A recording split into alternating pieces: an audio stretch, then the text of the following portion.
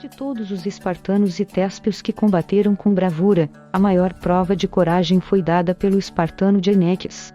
Dizem que antes da batalha um nativo da Trácia lhe disse que os arqueiros persas eram tão numerosos que, quando disparavam seus arcos, a massa de flechas bloqueava o sol. Dieneques, no entanto, completamente impassível diante da força do exército persa, simplesmente comentou: "Ótimo! Combateremos, então, a sombra." Heródoto, História. Seja bem-vindo à Liga dos Leigos, onde pessoas semi-aleatórias discutem assuntos que não dominam. Boa noite a todos. A Liga dos Leigos está reunida hoje para discutir o livro Portões de Fogo de Steven Pressfield, publicado em 1998 com edição brasileira pela editora Objetiva. O livro reconta a Batalha das Termópilas através do seu narrador Quiones, um ex-escravo liberto e único sobrevivente da batalha. No livro, Quiones reconta para a corte de Xerxes sua própria história e os eventos que o levaram de sua cidade natal até o campo de batalha. O episódio histórico abordado aconteceu em 480 a.C., quando Esparta e outras cidades-estado gregas resistiram à segunda invasão persa à Grécia. Esse livro faz parte da lista de leitura dos comandantes fuzileiros navais dos Estados Unidos, é ensinado em West Point, na Academia Naval dos Estados Unidos, na Escola Básica dos Corpos de Fuzileiros, e aborda temas como destino, honra, dever, estoicismo e espírito de corpo. Para discutir essa obra aqui comigo, Zeno Estoico, estão Jusileu Encanador. Boa noite, meu povo e minha pova. Salazar o Luso. Muito boa noite. Pepe o Peripatético.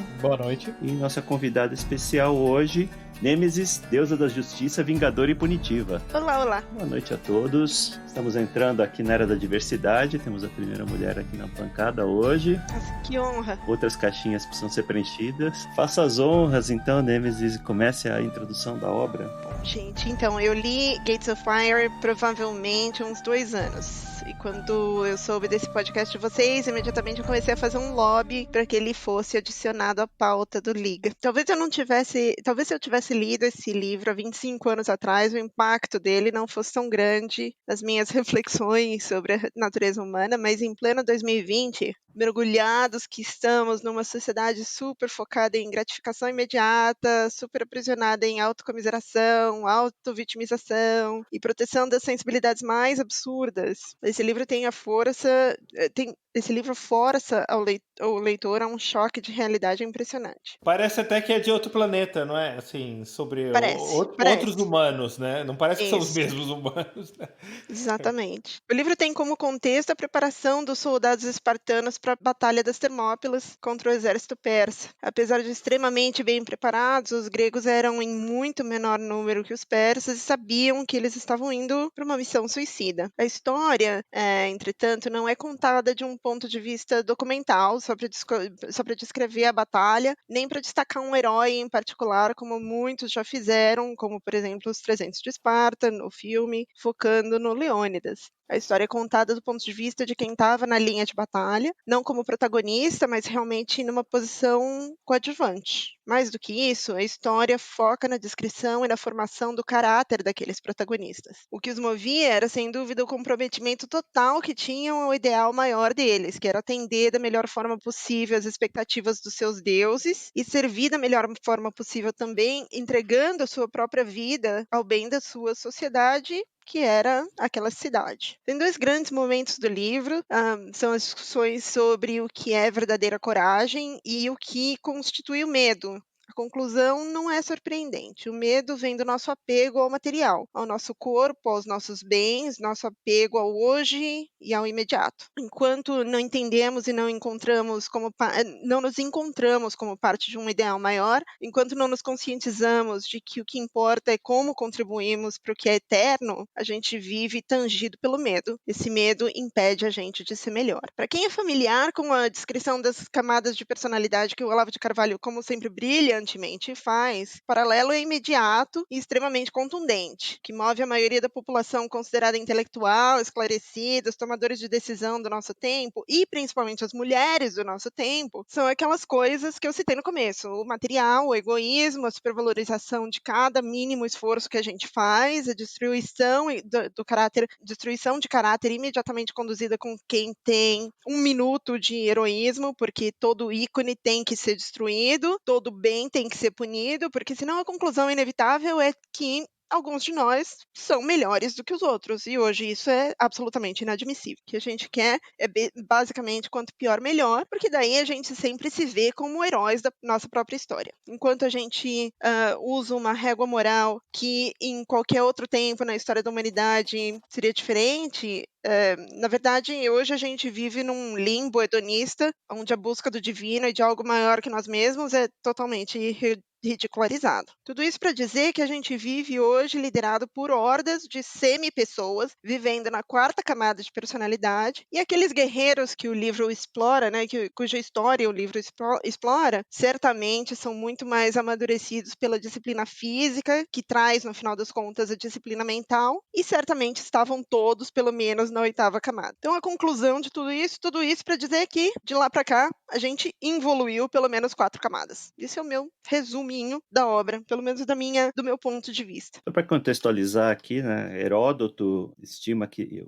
os 7.000 gregos, dentre os quais estavam os 300 espartanos, enfrentaram um exército persa, deveria ter 2,5 milhões de soldados, uma estimativa que é bastante questionada hoje. Estimativas modernas colocam o número de soldados persas entre 50 mil e 250 mil, apesar de ser bem inferior ao que Heródoto descreveu, né, ainda assim, uma disparidade muito grande, né, de soldados. E lembrando que perto do final do combate, porque a ideia deles era basicamente retardar o avanço persa para dar tempo da ativação das defesas em todas as outras cidades gregas, para dar tempo da conclusão. O sistema de saúde não colapsar, né? O sistema de saúde não colapsar, exatamente, para ter leito para todo mundo na UTI. Mas eles sabiam que eles estavam apenas ganhando tempo, né? Eles tinham uma operação combinada com a marinha grega, quer dizer, a marinha na verdade era ateniense, basicamente a marinha ateniense, e no último dia do combate, na verdade, eles despacharam todos os soldados aliados, os Tebas e Téspes e todas as outras cidades, e na verdade os 300 morreram praticamente sozinhos. Libertaram os escravos, né? Deram opção para os escravos que não quisessem. Para os escravos e para os,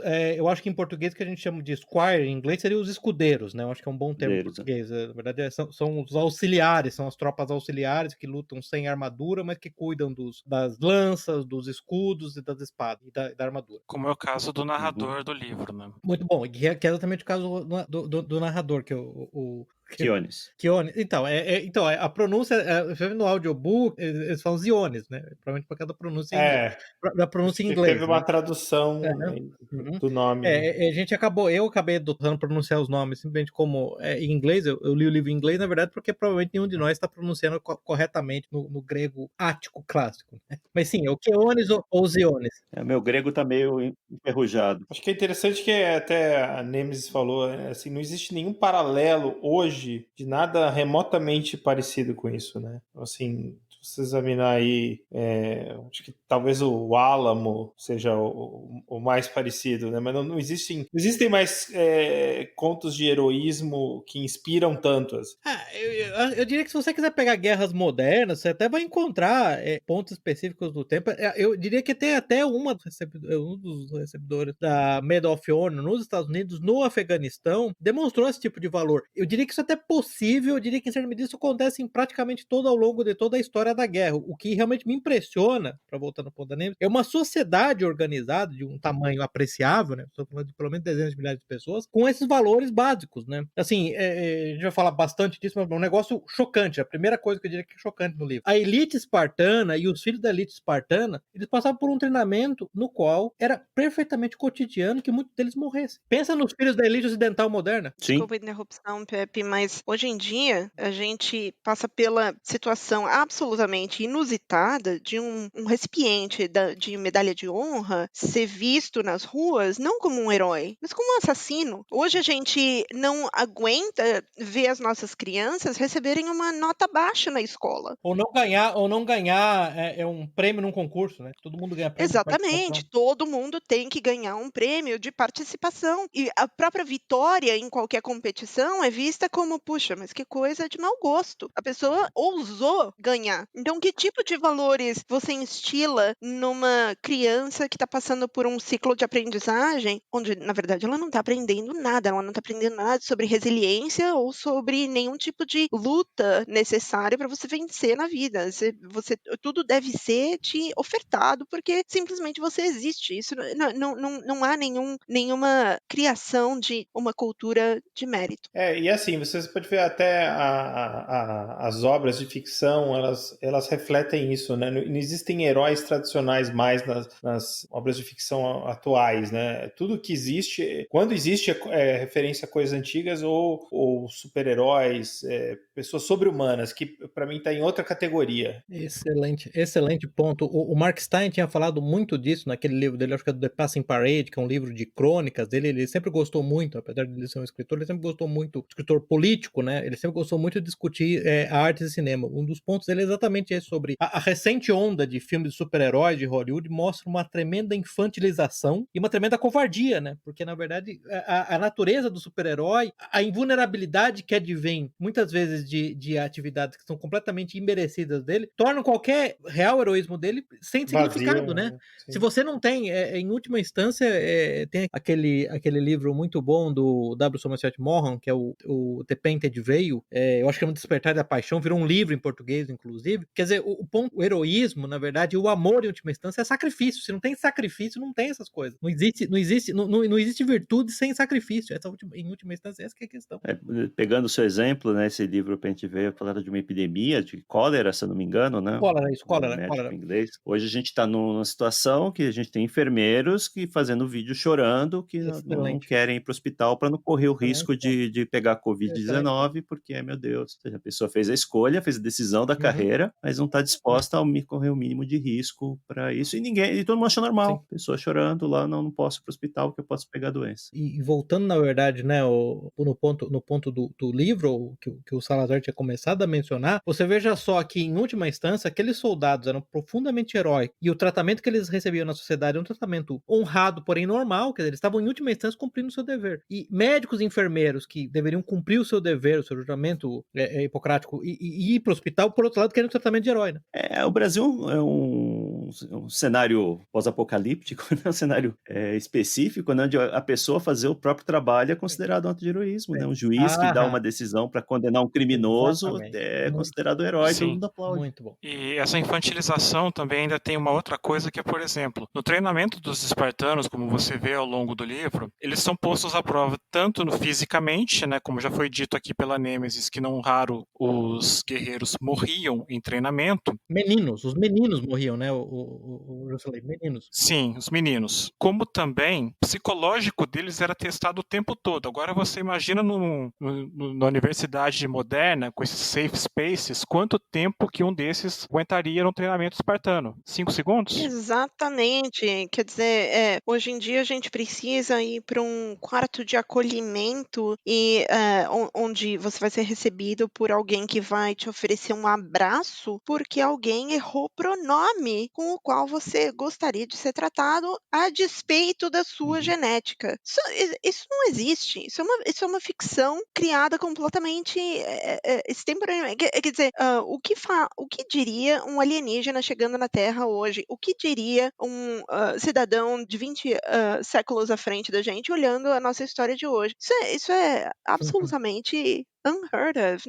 Isso é absurdo. E tem que lembrar que isso, em última instância, é restrito, é importante lembrar esse ponto da Nemesis, e é restrito ao Ocidente, né? Quando ela fala de um cidadão de 20 séculos à frente, eu poderia. O que um cidadão chinês ou russo acha disso? Exato. Hoje, exatamente. Ou seja, o que o Ocidente hoje tem a oferecer para os seus cidadãos em termos de formação de resiliência pessoal. Em última instância, né, essa é uma visão bem estabelecida. Você pode pegar até o próprio. Pega alguém como o próprio Alexander Dugin falando sobre as diferentes civilizações, né? O Ocidente, o que a gente vê no Ocidente hoje? O Ocidente é rico, porém desprezível. É bonito por fora e é oco por dentro. Mas eu acho que vale ressaltar qual é a origem principal, sugerida pelo livro, inclusive, de toda essa situação. É o nosso apego infinito atual ao material. A gente não acredita em nada, a gente não tem ideais, a gente não tem valores imutáveis ou não simplesmente relativos, e daí vem o medo da perda e simplesmente essa vida de autoindulgência. Aí lembra de novo do próprio Olavo de Carvalho comentando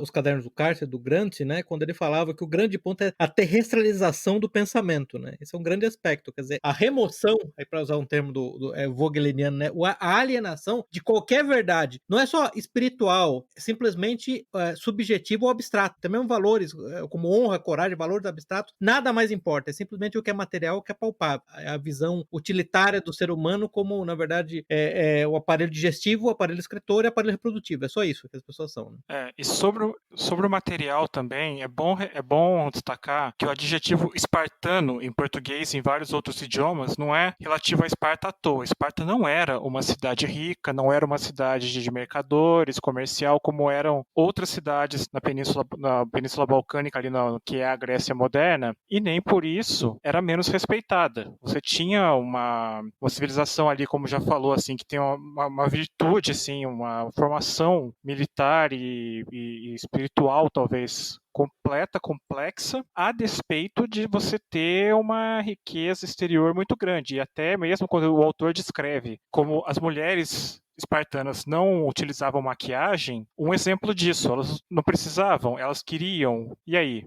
Não fazia diferença. Porque você vê que descreve uma sociedade que tem um propósito claro. O propósito claro da sociedade espartana era produzir soldados, tudo o resto era acessório. E é interessante lembrar que, como nós já falamos do apego ao material, o apego a status, né, a status material, a riqueza, é que lembrar que isso foi feito cautelosamente por desígnio do legislador original de Esparta, que provavelmente é semimítico, não é só uma pessoa, são uma conjunção de pessoas, que é o Licurgo, né? Que na verdade uma das coisas que ele fez é exatamente banir comércio e banir em última instância a moeda, né? Quer dizer, a moeda espartana, ela era desenhada de forma a ser pesada e de baixo valor, para que ela fosse pouco prática para ser acumulada em quantidade e usada para comprar qualquer coisa em grande quantidade. Então, na verdade, você precisava de uma quantidade enorme de moedas, uma caixa de moedas para comprar pão. A ideia era exatamente, por definição, ele teria que ser um modelo no qual você desestimulasse a busca por status econômico, diretamente, deliberadamente. Mesma coisa com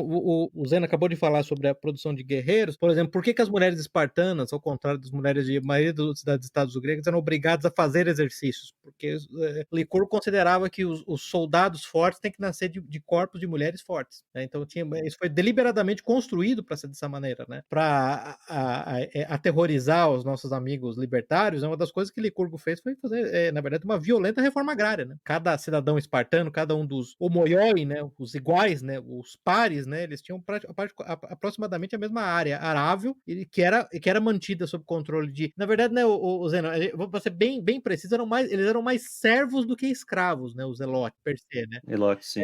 Elotas, né? Acho que Como é que chama? Elota, né? Os elotes. Eles que cuidavam da terra para obter, para prover a cidade com a subsistência, para que eles são descritos como propriedade do Estado, sim, né? Sim, Mas talvez não seja exatamente o mesmo conceito que a gente tem de escravo hoje. Né? Não. Lembrando também que não tinha nada a ver com cor de pele, nada disso. Não, né? sim, eram conquistados, eram os conquistados da região da Messênia. E sim, é por isso que eu falei, não era o que... Eu não sei nem como é que a gente traduzia em português, mas o que a gente chama de chattel slavery em inglês, que é a possibilidade de comprar e vender escravos. Escravos não eram propriedade no sentido moderno da palavra, porque eles não podiam ser comprados, vendidos ou dispostos. Na verdade, você como, eu diria que eu acho que o termo que a gente usa em português é fiel depositário daqueles servos, você tinha, na verdade, a obrigação de zelar, inclusive, pela própria saúde dos servos. Você não podia simplesmente decidir levantar de manhã com mau humor e resolver matar um quarto dos seus servos porque você quis matar, né? Isso era um crime aos olhos do Estado, né? Você está desperdiçando algo que é um bem precioso do Estado e para toda a cidade, né? É interessante isso que você falou da moeda, porque eu me atentou para um detalhe que eu não tinha percebido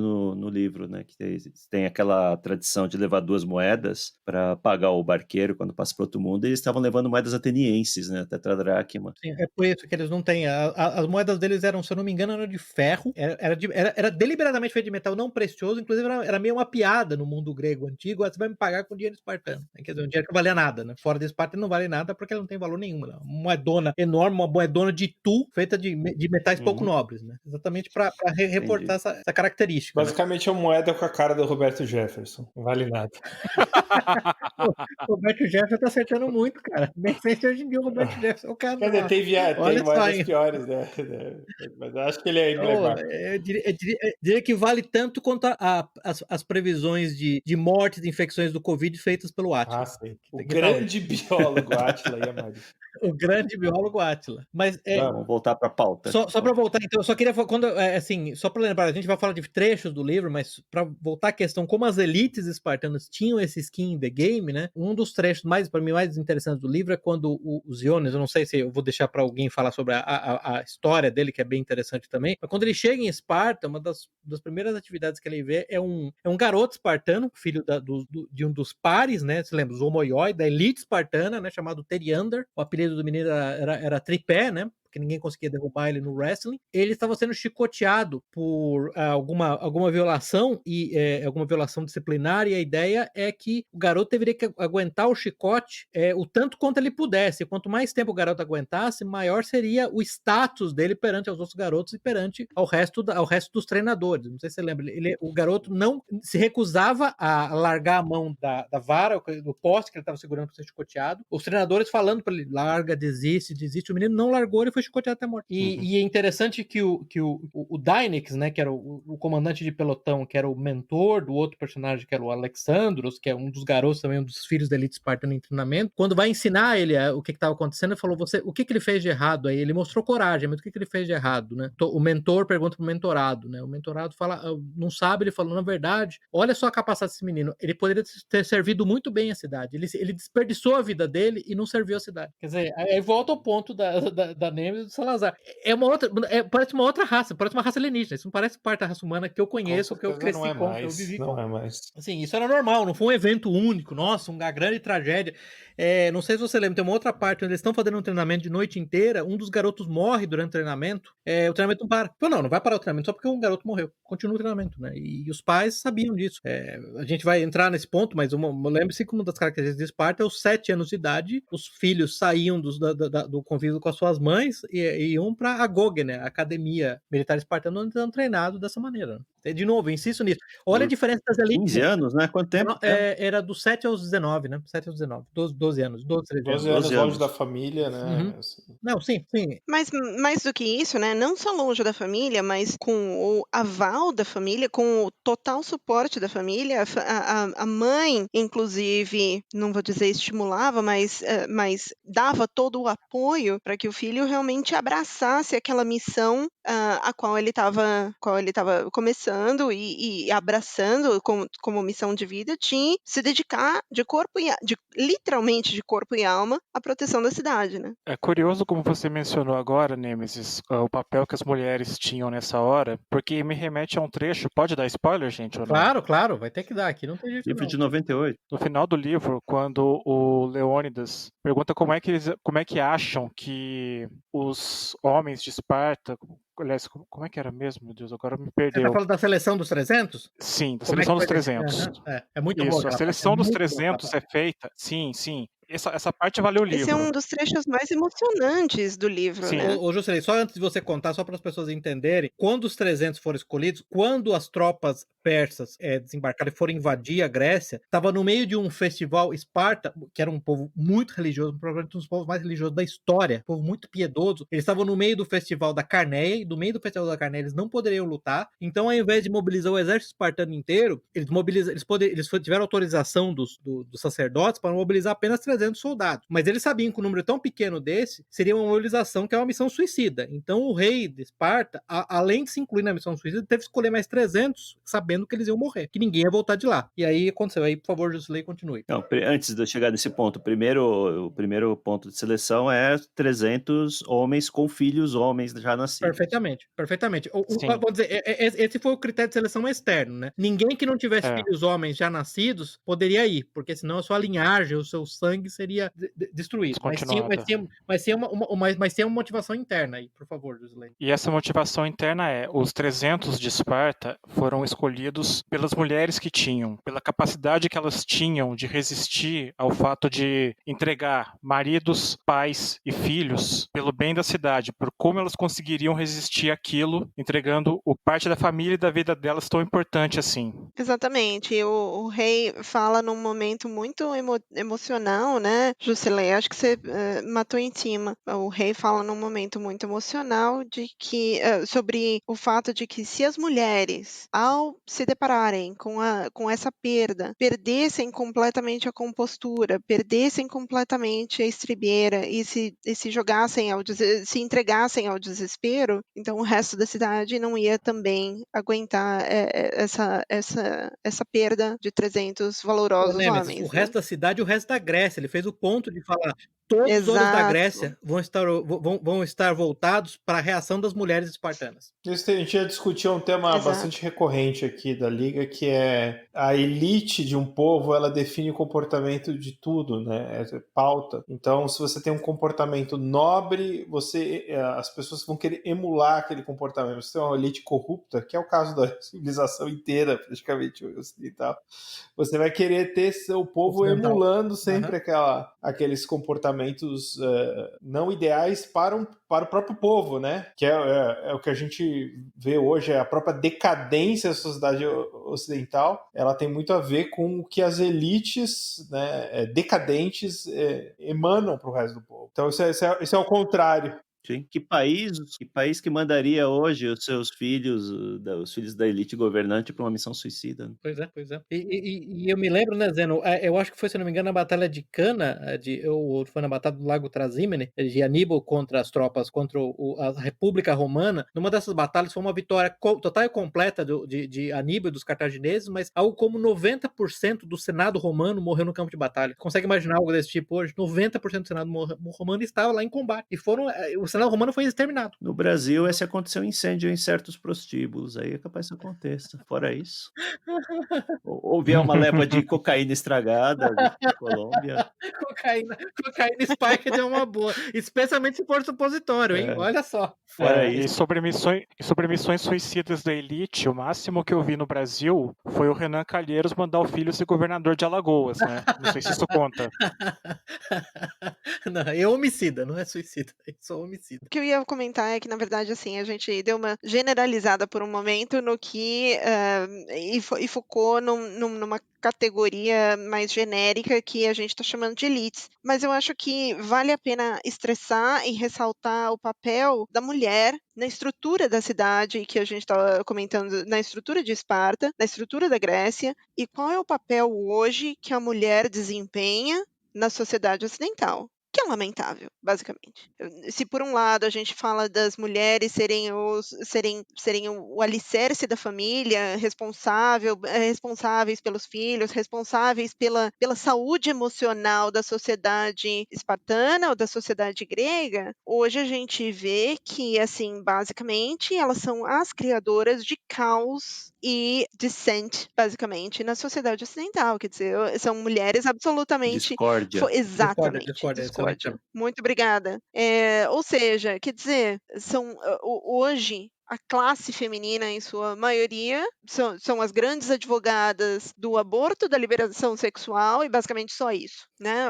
Isso, como alicerce societal, está longe de ser de qualquer importância ou de qualquer desejabilidade. Então, você vê que boa parte da situação de ruínas que a sociedade ocidental se encontra se deve a essa contribuição sensacional das mulheres à nossa sociedade atual. Não só das mulheres, como da feminilização da sociedade como um todo. Sim, né? Mas Zeno, eu acho que é interessante o ponto do jeito que a Nemes colocou, porque isso demonstra bem a qualidade, o tipo de degeneração que afeta homens e mulheres numa sociedade quando ela está nesse estágio terminal, né? Que são as mulheres promíscuas e os homens feminilizados, né? Mas deixa eu fazer uma diferenciação que eu acho que é importante. Eu acho que quando o Zeno está falando sobre a feminilização, ele está falando sobre a instabilidade emocional das pessoas, o seu foco no ego e no seu foco em Status. emoção, em sentimentos e a busca da felicidade instantânea e tal, mas isso não é feminilização, isso é uma questão de desestabilização emocional e voltando à descrição das personalidades, das camadas de personalidade que o Olavo faz, é uma imaturidade da nossa formação de personalidade e de caráter, né? Uhum. Ok, a gente está ligando isso a um excesso de emotividade, mas isso não necessariamente deveria ser uma característica feminina exclusivamente. A maturação do emocional da sua personalidade como um todo deveria ser um processo pelo qual cada adulto, cada pessoa passa, as mulheres com um destino final e com os homens tendo outro destino final. Bem, assim, a minha contribuição para essa discussão é talvez assim, à medida que a mulher avançou no terreno masculino, o homem deixou de ter aquela assertividade na sociedade, ele passou a ser um cliente de uma sociedade onde a mulher ela passou a ter um espaço em cima do que era do homem antes. Exatamente, eu acho que a mulher perdeu feminilidade e o homem perdeu masculinidade. Basicamente, um homem hoje não pode ser um homem. Ele não pode ser um homem. Exatamente, exatamente. E uma mulher virou basicamente uma prostituta. É masculinidade tóxica, né? Mas é por isso que eu volto no ponto que a natureza de geração dos dois gêneros, dos dois sexos, ela é diferente, né? Em última instância, esse que é o ponto. Numa Exato. sociedade... Um negócio que é interessante, né, gente? Eu vou fazer um ponto exatamente o que vocês estão falando. O livro todo, eles falam constantemente em liberdade. Os gregos, os espartanos falam que eles estão lutando em liberdade. Não falam que estão lutando pela democracia, não. Isso não é verdade. Falam liberdade o tempo todo. Mas você entende que para eles a liberdade existia dentro de uma ordem. Eu lembro que tem uma parte do livro importante onde eles falam que você é livre para obedecer livremente a disciplina severa das leis de Licurgo, né? Mas numa sociedade moderna, e aí para mim tá a generação masculina e feminina, a diferença dela. O que você entende como liberdade numa sociedade degenerada? Para os homens é fumar maconha, jogar videogame e se masturbar vendo pornografia. Para as mulheres é sair atrás de caçando macho alfa para todo lado, ter 30, 40, 50, 60, 100 parceiros sexuais. É interessante a natureza de geração dos dois. E essas coisas todas, fumar maconha, se masturbar com pornografia, jogar videogame o tempo todo, ela é feminina na medida que elas são coisas de crianças. Elas não são coisas de homens, de adultos. Mas aí é que tá, são fatores de imaturidade e não de feminilidade. Feminilidade deveria ser algo muito mais complexo, relacionado à delicadeza e à formação emocional em torno de uma família, ou seja, da função feminina dentro de uma casa, ou dentro de uma família, ou dentro dessa unidade funcional da sociedade que deveria ser a família. Não deveria ser o governo, não deveria ser outra coisa, ou a empresa, ou qualquer outra coisa que hoje nós chamamos de unidade funcional da sociedade. A unidade funcional e básica de qualquer sociedade funcional é a família. Ou seja, o alicerce da família deveria ser a mulher no exercício pleno da sua feminilidade madura, não nessa espiral de hipersexualização que basicamente hoje se encontram as mulheres. Eu acho que o equilíbrio, a balança de equilíbrio, ela foi totalmente eliminada, e com isso você tem homens de um lado que são totalmente, não sei o termo, disenfranchised, tipo, eles não estão nem aí pra porra nenhuma. Emasculados, né? Emasculado. Mas é porque eles não conseguem ser homens. Eles não conseguem mais ser homens. Exato. Então o que o cara vai fazer? Tá bom, então eu não consigo ser homem, eu vou fumar maconha, vou jogar videogame, vou me reduzir a um estado infantilizado, assim como Exatamente. a mulher hoje. É uma espécie de autoanulação do ser humano. E a mulher é seduzida por todo aquele discurso de ganhar isso. A gente já discutiu isso até naquele episódio da Escola de Frankfurt, né? Foi seduzida por o discurso de ganhar espaço na sociedade, hoje tá sozinha, hipersexualizada, com N parceiros, sem ter o fulfillment de ter uma família, dessa realização de ter família, de ter filho, até porque foi seduzida por realmente essa tentação que a gente pode falar, uma verdadeira tentação demoníaca de sucesso profissional, profissional. É carreira, vou focar na carreira. No fundo, né, o Salazar, é novamente a serpente. Assim como a serpente disse a Eva, coma da maçã, vocês serão como Deus. O Lucas, da escola de Frankfurt, falou: coma da maçã, mulheres, vocês serão como homem. Exato, exato. Acho que esse é o ponto fundamental, que os dois papéis foram totalmente subvertidos. E os homens e as mulheres, eles falam, tá bom, então eu vou check out aqui do meu papel tradicional, vou sair do meu papel tradicional e vou mergulhar nesse hedonismo que a Nemesis falou. E esse ciclo parece não ter fim até realmente a derrocada da sociedade, que eu acho que não tem outro caminho, né? Ou vai haver agora, como a gente está vendo, talvez a geração Zoomer, uma retomada a algo que pode ser positivo. Pô, peraí, fomos longe demais. E eu acho que vale também falar um pouquinho sobre essa sensação instantânea de satisfação que é confundida com sucesso pessoal ou, sei lá, ou percepção de sucesso no novo mundo onde as mulheres têm um novo papel e tal.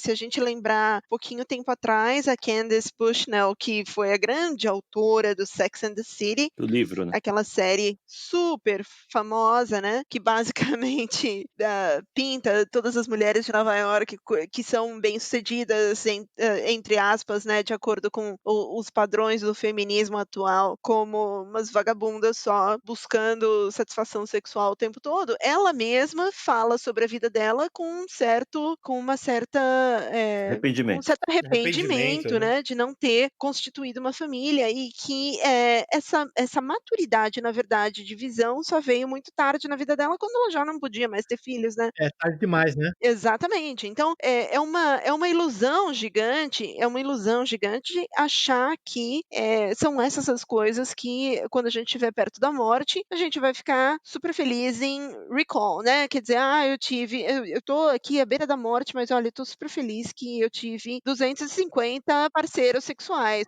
Show, Isso, qual meus accomplishments aqui? um Isso. show. Ou eu fui vice-presidente de whatever, grande coisa. Eu não tenho filho, morri sem filho, fui vice-presidente, aquisições corporativas. Caramba, pô. Exato, e por isso que eu mencionei no comecinho, qual é a nossa ligação e qual é a nossa contribuição para o que é eterno, né?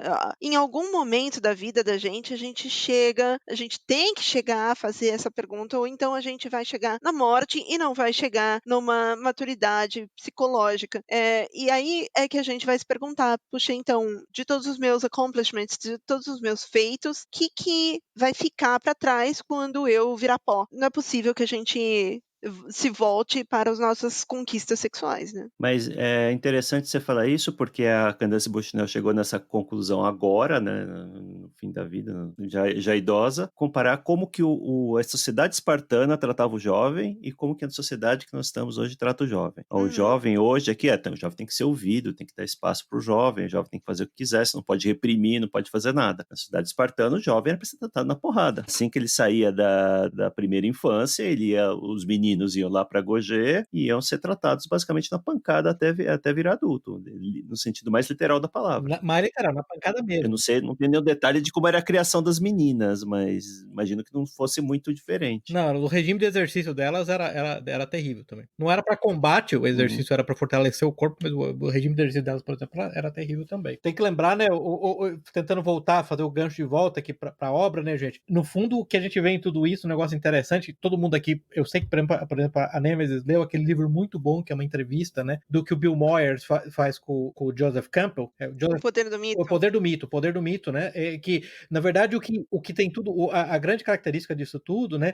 É que essa sociedade tinha claramente, e isso é muito importante para os homens, é mais importante para os homens do que para as mulheres, tá? Um rito de passagem da idade da adolescência, da infância para a idade adulta. A jornada do herói. A jornada do herói. No caso espartano, você, menino de 7 anos, você ia para Agoge, e você, no primeiro lugar, você não sabia se você voltar de lá vivo. Segundo lugar, você não sabia se você ser aceito pelos seus instrutores, se você ser considerado digno de mais tarde receber as suas armas espartanas e fazer parte de uma falange, ser um hoplita numa falange espartana. Em terceiro lugar, você não sabia se naquele momento, se você não ia desistir, se você não ia falar para os seus parceiros, para com seus colegas, se você ia ser aceito ou não pelos seus pares, ou se você ia ser considerado um pária pelos seus pares, você tem que ir embora da sociedade. Então você sabia, ao chegar aos 19 anos, quando você recebia o seu manto púrpura, o seu escudo, a sua lança, a Dori, o seu escudo, o Oplon, a sua espada, o Sifos, quando você recebia a sua armadura, você sabia que você era um homem. E todo mundo da sociedade sabia que você era um homem. Eu lembro disso porque vocês lembram que foi exatamente esse ponto que o Joseph Campbell fez, né? Ele fala, a sociedade ocidental não tem rito de passagem, mas qual que é o rito de passagem hoje? Entrar pra uma gangue, fumar crack e atirar nas pessoas? Esse é o rito de passagem que sobrou. Só criminosos têm rito de passagem. Sim, recebeu o primeiro processo de assédio sexual. Participar da primeira orgia, talvez.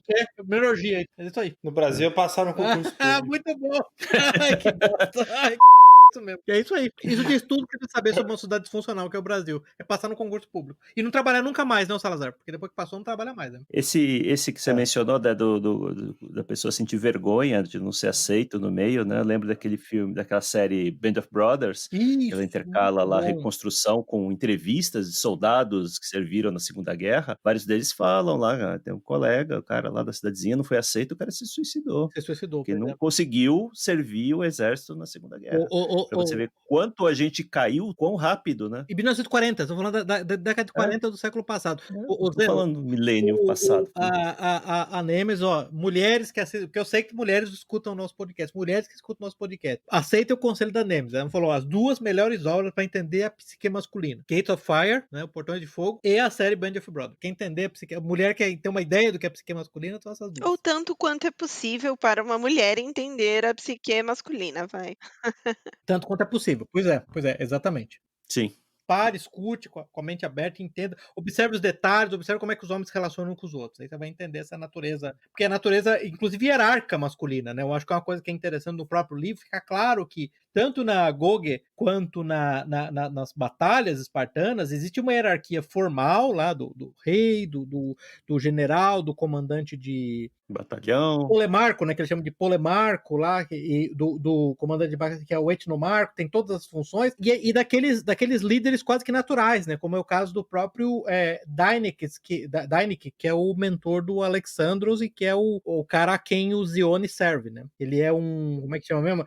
Enomotarkai, que é um comandante de pelotão, né, comandante de pelotão são 36 homens, 32 homens, são 4 fileiras de 8 homens em lanças, né, segurando essa que é a falange, mas ele tinha um respeito enorme no exército espartano, apesar da função relativamente baixa. Era aquele respeito informal. Na sociedade. Na sociedade e no exército, né? Apesar o respeito era informal, né? Esse status informal dele. Né? Que isso me lembra, né, o Nemesis, outra coisa interessante que a gente chegou a comentar é a diferença de poder de jure e poder de fato, né? Tem uma parte muito boa que é, tecnicamente, a mulher espartana, ela é praticamente propriedade do seu marido. Não obstante esse arranjo de jure, de facto, né, as mulheres espartanas tinham um enorme poder, digamos, oblíquo, né, um poder indireto na sociedade espartana. Tem o caso quando uma das mulheres vai interrogar um dos escudeiros, no caso dos Iones, né, não sei se vocês lembram disso. Ela quer saber sobre como é que o filho dela tá indo, né, e os Iones falam, não, mas esse é um segredo de Estado. O treinamento militar do seu filho, que acontece na academia militar, eu não posso falar. Aí a mulher fala, quem é que manda na cidade? Ele fala, quem manda na cidade são os reis, né? O Esparta era uma duarquia, a Jerúsia, que é uma espécie de senado com os homens velhos espartanos, né? Porque o contrário de uma sociedade que tem o culto à adolescência, o culto à juventude, a Esparta tem o correto culto à idade mais avançada, né? E os pares. Então ele fala algo do tipo, então deve ser isso mesmo, né? Aí ele na hora percebe que ele tem que começar a falar, ele começa a falar. E é interessante, então, você ver essa diferença, essa fixação meio moderna, meio positivista com codificar em lei essa igualdade entre homens e mulheres, resultou num cenário que, na verdade, é horrível para as mulheres, que as mulheres são predadas, né, pelos homens, de última instância, sexualmente mesmo. Não que as mulheres não queiram, elas querem durante a sua adolescência, durante a sua juventude, mas depois, quando elas estão na vida adulta e mais velhas, elas percebem o quanto elas desperdiçaram isso, né? Elas são predadas e, na verdade, elas não conseguem nada, né? Enquanto na sociedade espartana é exatamente o contrário. Mulheres tinham um enorme poder não escrito, né? Um enorme poder indireto. De novo, né? Uma sociedade onde as pessoas mais experientes, mais idosas, governam de dizem o rumo da sociedade, não essa sociedade maluca que a gente tem hoje, que é o funkeiro da vez fala é o que a gente tem que seguir. Tem uma frase que é do C.S. Lewis, que é muito boa, né? Quando ele fala que uma sociedade onde nós somos proibidos de honrar reis e aristocratas, nós vamos acabar honrando atores, atrizes, gangsters e até prostitutas famosas. Já estamos nesse caminho, né? Porque alguém vai ser honrado. Essa honra é praticamente uma disposição interna, natural e religiosa humana. Se você não deixa ela ir para o objetivo correto, ela vai para o objetivo equivocado. O objeto equivocado. E outro trecho interessante, tem uma expedição espartana que vai, agora não me lembro bem da cidade, eles vão engajar os persas, foi antes da Batalha das Termópilas, foram mais ou menos 10 mil. Eles não conseguiram engajar e tiveram que voltar, por condições atmosféricas, climáticas, um monte de problemas. Eu não sei se você lembra, as mulheres espartanas ficaram tão indignadas que elas fizeram uma espécie de protesto no qual elas tiraram como é que a gente chama isso? É uma espécie de grampo. Palitos, né? Um grampo do cabelo. Palito de cabelo, e elas disseram, se vocês não vão lutar pela cidade, então deixa as mulheres irem lutar com o palito de cabelo, porque a gente não vai ser mais humilhado do que vocês foram ao ir para combate e voltar a ser engajado de mim. Outro exemplo do qual, mesmo que a letra da lei diria, não, elas são propriedade dos maridos, então os maridos podem fazer o que quiser com ela. Elas, na verdade, demonstravam um imenso poder informal. Mas isso vem de estar em contato, estar em sintonia com a sua própria natureza e com a sua própria feminilidade. Eu vou voltar a esse ponto, né? Eu me lembro que tem uma passagem, eu não vou lembrar exatamente os detalhes, provavelmente o Pepe vai lembrar os detalhes, mas tinha uma passagem sobre o fato de as mulheres, não é que elas manipulassem os seus maridos, mas elas sabiam como convencê-los e sabiam como expressar seus pontos de modo a respeitar os maridos, mas guiá-los na direção que elas entendiam ser correta.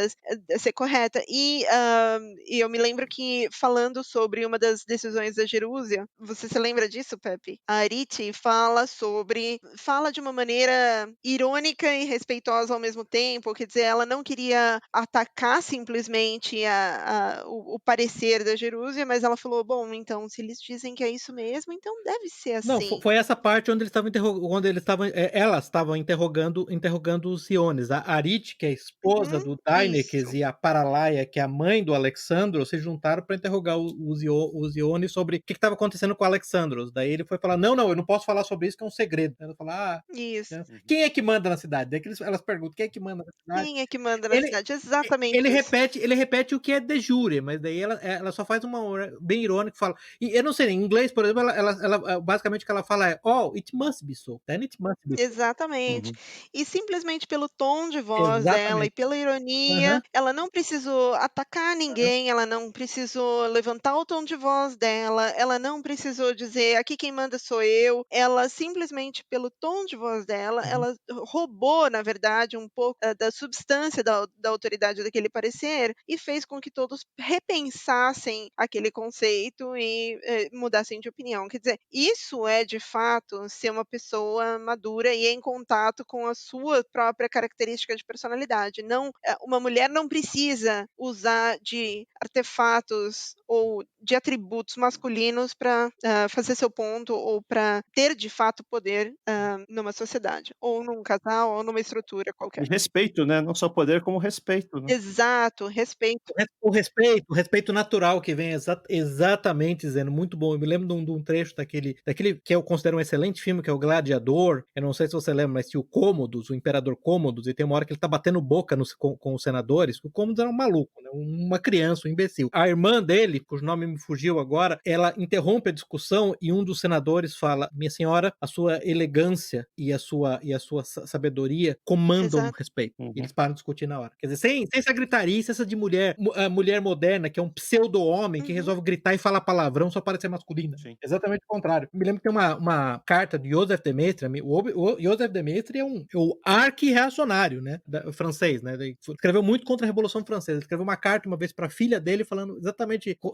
sobre como lidar com o marido dela, e o interessante, assim, mais ou menos assim, o sumário da carta é, olha, não briga com seu marido, não bata a boca com seu marido, não aponta pro seu marido, deixa claro que seu marido é autoridade. Quando você deixa claro pra ele que o cetro real da casa é dele, a primeira coisa que ele vai fazer, sabe o que quer devolver pra você. Exato isso. É engraçado isso. É interessante. Não tô falando de um modernista, não tô falando de um feminista, tô falando do ultra arqui-reacionário Joseph de Maistre. E outro negócio legal pra ficar nesse mesmo tema, né, que é um tema legal no livro, voltando a falar de arranjos sociais de jure, né, versus de facto, não sei se vocês lembram disso, a própria questão da escravidão, os Iones, ele era uma cidade grega, ele não é originalmente de Esparta, ele é uma cidade chamada Astacos, mas ele tinha um escravo, e nesse caso escravo mesmo, né, o Zeno, que era o Bruxius, e eu me lembro que um dos trechos ele fala assim, olha, a gente tinha um escravo, quando eu era pequeno tinha um escravo na fazenda do meu pai chamado Bruxius, mas eu quase hesito em usar o termo escravo, porque meu pai estava mais em poder dele do que ele do meu pai. Nós todos éramos muito ligados a ele, especialmente a minha mãe, e como chefe da casa, lady of the house, né, como a pessoa que cuidava da casa, governante da casa, a minha mãe se recusava a fazer qualquer decisão doméstica sem consultar, sem ter aprovação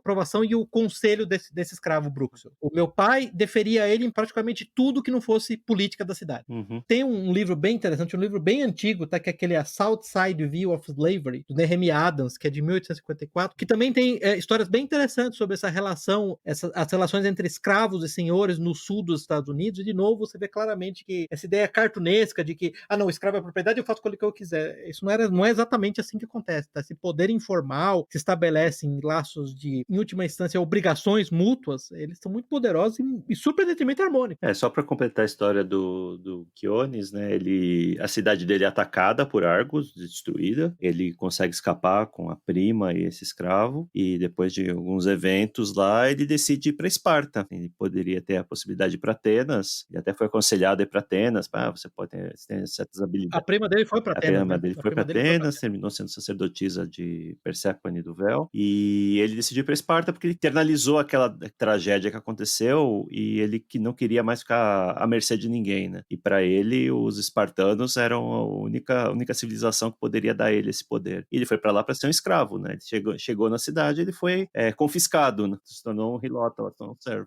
Então, foi um servo, não exatamente um escravo, na medida assim que ninguém impedia ele de fugir, né? Ele poderia fugir, ele poderia ir embora, ninguém obrigava ele a ficar lá. Mas eu acho que interessante, viu, Zeno, você falar disso, como ele queria ir pra Esparta, e a prima dele avisou ela, falou, olha, os espartanos vão ser muito cruéis com você. Volta ao ponto que a Nêmesis ressaltou do livro do Poder do Mito. Essa era a jornada do herói dele, né? Isso é crucial na vida de qualquer homem. Um homem que não tem a sua jornada, não tem a sua cruzada pessoal, a sua jornada do herói pessoal, é um homem no qual a alma, na verdade, ela apodrece e morre dentro dele enquanto em vida, né? Então esse que é o grande ponto, né? E isso é um dos aspectos mais tocantes do livro, né? Ele ter decidido, não sei se vocês lembram, no final, no último dia, no último assalto das tropas persas, que estavam, claro que elas tinham encontrado uma passagem para um desfiladeiro no Termópilas, eles iam atacar pela frente e por trás, e portanto eu consegui matar todos os espartanos. Quando o rei Leônidas falou, olha, a partir de agora, todos os aliados das duas cidades podem ir embora, todos os zelotas, todos os servos podem ir embora, e os escudeiros, os squires, podem ir embora. Aí tem um elota que resolveu ir embora, ele pergunta para os Iones, você não vai embora? Pergunta para o Dynex, na verdade, né? Você não vai liberar ele do serviço dele para você? Ele fala, eu nunca compeli ele a me servir. Aí os Iones falam, eu não vou embora, eu vou ficar e vou morrer com eles. Porque ele tinha encontrado na jornada do herói dele, ele tinha encontrado a posição dele, né? No fundo, isso é especialmente verdadeiro para homens, né? Os homens têm essa necessidade de pertencer, de belong, né? Entendeu? Que inclusive parte, né, o Nemes, o corte errado, é parte daquela pirâmide de necessidade de Maslow, né? Por favor, com certeza, pirâmide de Maslow, as camadas de personalidade, o que você quiser usar como referência de maturação da personalidade humana, né? Pertencer a algo além de você. Pertencer, mas mais pertencer a um ideal superior, quer dizer, dedicar a sua vida ou abrir mão do seu bem-estar em prol de um ideal que você considera, que você tem completa fé de que é maior do que simplesmente essa vida mundana, né? Ou seja, algo eterno. A gente nega essa jornada para os jovens hoje, né? Sim, a gente nega, exatamente, a gente rouba deles desse, né? Exatamente. Você não pode fazer isso, você não pode ir lá para a fronteira, se aventurar lá no desconhecido, porque você vai prejudicar o meio ambiente, você não pode fazer isso porque o Estado vai te dar aquilo, o Estado vai te dar isso aqui, masculinidade tóxica. isso, né, física, Zeno? e por aí Você não vai. pode, meu filho, você não pode praticar um esporte no qual você vai perder, no qual você vai entrar para um time de futebol, no qual você é pior do que os outros, você talvez nunca vai jogar. Você vai estar sempre na reserva. E é isso, você tem que passar por isso, entendeu? Você tem que passar por essa atividade. Ou então, pior ainda, meu Deus do céu, eu não vou me entregar a esta paixão porque eu tenho medo de me machucar. É, medo de me machucar, Meu exatamente, é Deus, perigoso. isso é uma vida não vivida, uma vida vazia. O que dizer? Isso é assistir o tempo passar, isso não é viver. Isso é um concurso público.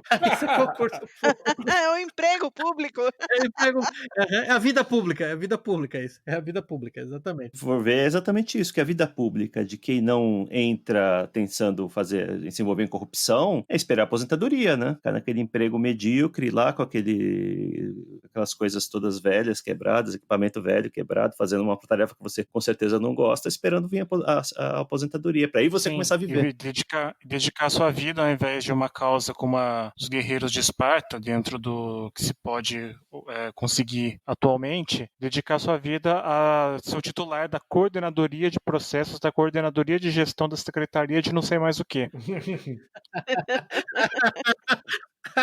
Isso aí. Em Isso vez de acaba, ser mata a alma de polemark qualquer um, né? e Pelo no amor de Deus. Mutark, mata a alma, eu concordo. Isso aí vai secando a alma. Isso é exatamente esse o ponto. Isso seca a alma. Não sei se você lembra, a gente comentou isso no segundo episódio, do nosso podcast número 2, desculpa. Quando a gente falou sobre aquele livro A Rebelião das Massas, do Ortega y Gasset, quando Ortega y Gasset, que era um ateísta, né, já tinha concluído, a civilização ocidental, ela estava perdendo a capacidade de pertencer a algo maior do que ela mesma, a civilização europeia em particular. Ele teve um bom diagnóstico, você lembra que a prescrição dele para isso foi a União Europeia. Claro que horrível. Mas você entende que ele Ótimo. percebia a necessidade de que o homem tem que pertencer a algo maior do que ele mesmo, entendeu? Ele não pode estar naquela situação solipsística, onde ele vive para satisfação imediata dele, para o diálogo interno dele, para as emoções dele. E eu acho que aí entra um outro ponto interessante que a Nemesis tocou, que felicidade, aí a gente volta para o próprio sistema de ética, né? Dos vários sistemas de ética, o sistema de ética platônico, aristotélico, né? Felicidade, né? Não é um estado de constante satisfação, né?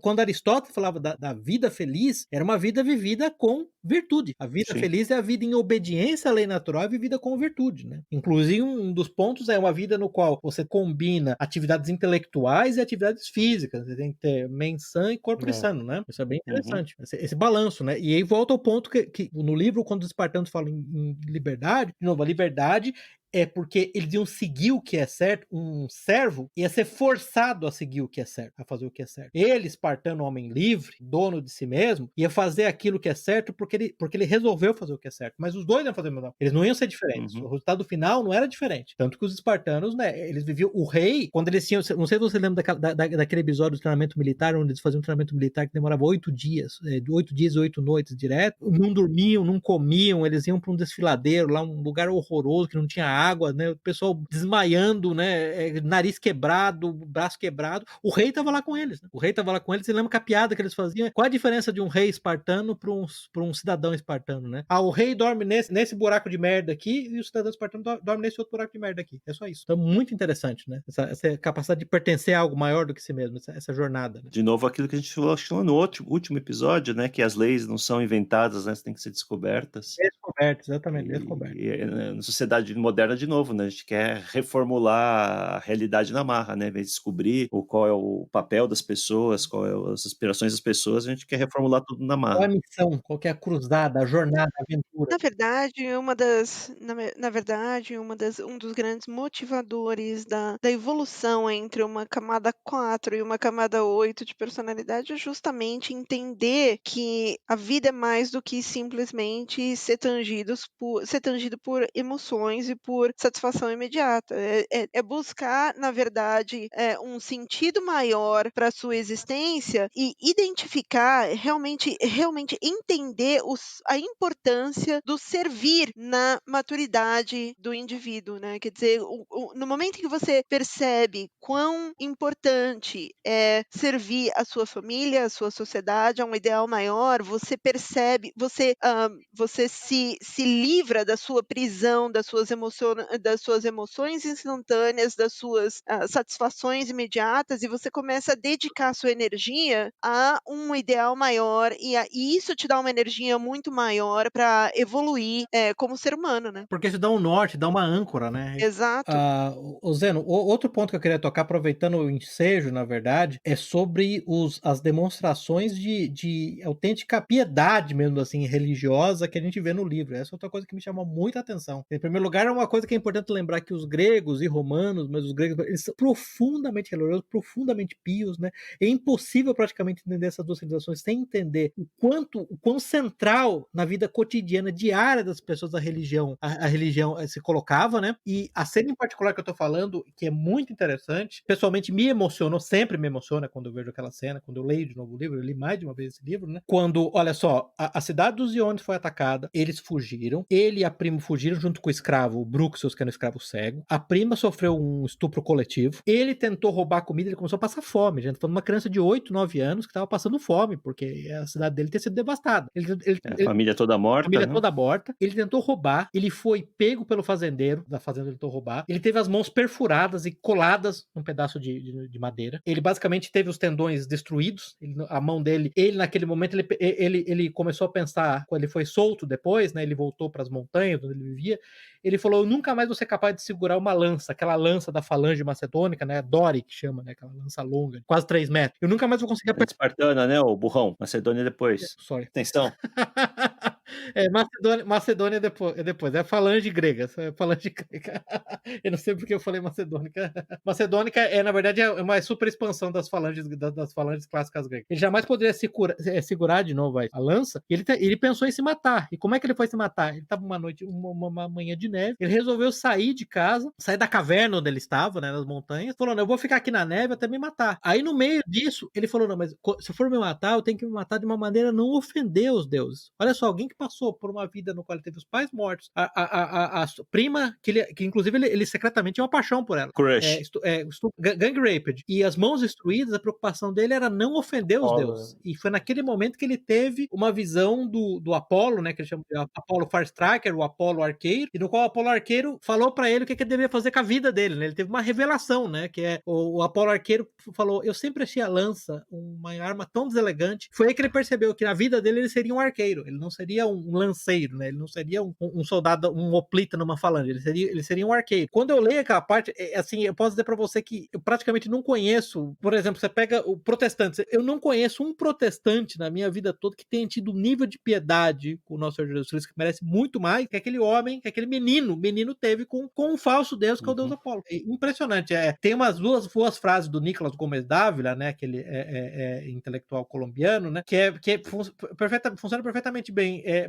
Paganismo é o outro Velho Testamento da igreja, nesse caso da igreja católica, né? E a cristianismo, completo paganismo, adicionando a confiança em Deus ao medo do divino. Mas você vê só que interessante, quer dizer, os deuses gregos, eles mais tomavam do que davam, né? E ainda assim, nessa situação, eram deuses mesquinhos, eram deuses muitas vezes violentos, vingativos, infiéis, e ainda assim eles tinham uma absoluta devoção a esses deuses. E você lembra que depois, depois de muitos anos, quando o Zeônides finalmente se encontrou com a prima dele de novo, que estava morando em Atenas, né, a Diomaque, né, ela também falou que ela teve uma visão também da Perséfone do véu, né, foi aí que ela resolveu servir a Perséfone. Então, assim, essa religiosidade ponteia o livro todo, né, porque na verdade ela era parte crucial de praticamente o mundo antigo todo. Então, quando você assiste um filme de Hollywood, de Roma ou da Grécia, onde as pessoas se comportam como liberais de Hollywood, que na melhor das hipóteses desdenham da religião, e na hipótese mais tradicional elas odeiam a religião, você percebe que é completamente equivocado, né, por isso que você não entende essas pessoas, né? Porque parece que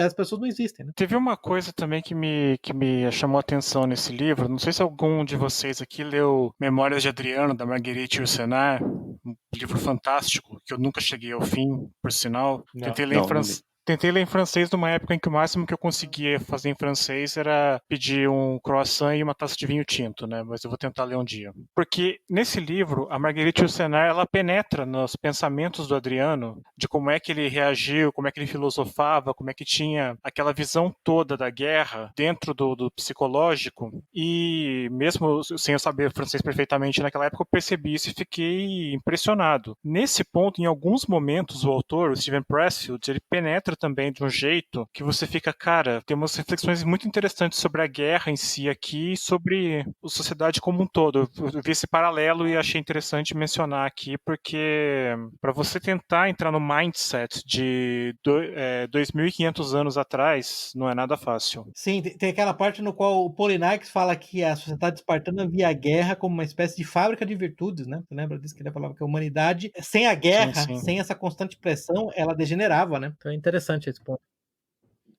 Uhum. Eu acho que o único comentário que eu faria é que é um livro que eu recomendo fortemente, é um livro, eu considero emocionante, é uma leitura que realmente vale a pena. Tem uma versão traduzida para português, para quem quiser ler, tem uma versão em audiobook em inglês, que é uma versão reduzida, né, a Bridget, tem todos os capítulos, mas eu recomendo que se leia assim, viu? É um livro que não é à toa que é recomendado em West Point, na Academia dos Estudantes. Eu ouvi o audiobook, dá para pegar, as partes que são suprimidas não são o core da história, né? Dá para ouvir de boa. A edição brasileira também é bastante razoável. Não sei se eu li faz muito tempo, então não sei se quão fácil tá encontrar hoje em dia. Eu consegui o meu na estante virtual por um preço razoável, acho que foi 20 e poucos reais mais o frete, nada proibitivo, e tem na Amazon também, acho que é 45 reais, se eu não me engano, a versão em papel, a versão Kindle mais barata. Muito bem, recomendamos a obra, quem tiver interesse, os links estarão no site. Me despedindo aqui, Zé no Estoico, Jusilei. Boa noite a todos, recomendo também a leitura, gostei muito do livro, e lembrem-se de que Greta Thunberg não é uma mulher espartana. How dare you? Pepe. Boa noite. Salazar. Boa noite. E Nêmesis. Caros, e muito obrigada pelo convite. Fiquei muito feliz de... Obrigado. Até a próxima. Interroguei-o sobre os monumentos, as lajes e suas inscrições. O capitão relatou que conseguiu lembrar, que foi pouco. Sobre a lousa do túmulo dos espartanos, relembrou, estavam gravados versos compostos pelo poeta grego Simonides, que estava presente nesse dia. Consegue lembrar-se das palavras gravadas na laje? Perguntei.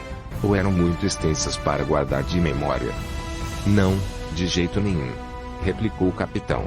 Foram compostos no estilo espartano. Breve. Nenhum desperdício. A inscrição era tão breve que até mesmo alguém com tão pouca memória como ele não teria dificuldade em recordá-la. Οξάιν, Άγγελα εν λάκε δαιμονής χότητeit και ημεθα, της κέινον ρέμας υπέηθομενη. Traduzo-os da melhor maneira que posso. Digam aos espartanos, estranhos que passam, que aqui, obedientes às suas leis, jazemos. Encerramos aqui o episódio de hoje. Links para os livros, filmes e artigos citados estão no site da Liga. Assine o feed para ser informado automaticamente quando novos episódios estiverem disponíveis. Agradecemos a audiência.